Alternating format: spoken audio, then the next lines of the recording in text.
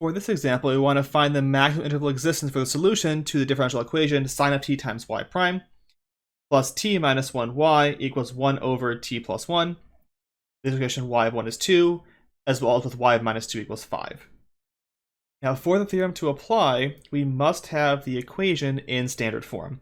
We have to first divide through by sine of t, to get the equation in the form y prime plus t minus 1 over sine of t, y, equals 1 over t plus 1 sine of t.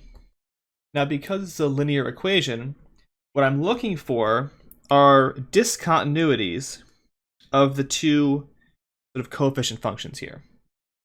These functions are well defined everywhere. They are continuous so long as their denominators are not 0. The discontinuities here are where sine of t equals 0 and where t plus 1 is 0. So we have t equals negative 1, and we have, for sine of t, we have t equals n pi for any integer n.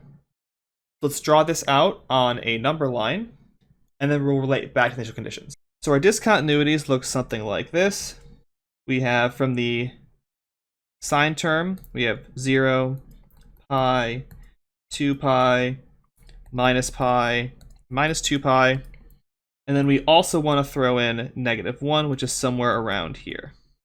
Now, what the theory is going to say is that if I put my initial condition on here, the solution will always expand to reach the nearest two discontinuities to the initial condition. So if we look at our problem here, we were looking at the condition y of 1 equals 2. So that is going to be found where y of 1 is. That's going to be situated where t equals 1. And remember, this is a number line here in terms of t values. So looking for the t equals 1 value here, which is going to be right around here.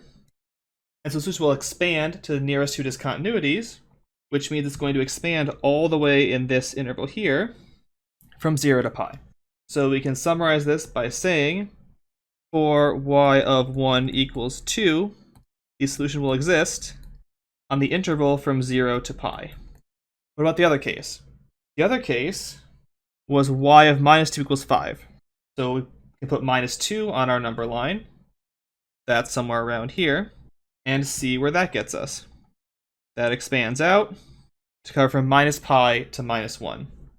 So in summary, for y of minus 2 equals 5, the solution exists on the interval from minus pi up to minus 1.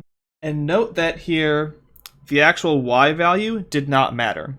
The only thing that mattered here was the initial condition, in terms of the t value of it, not the y value.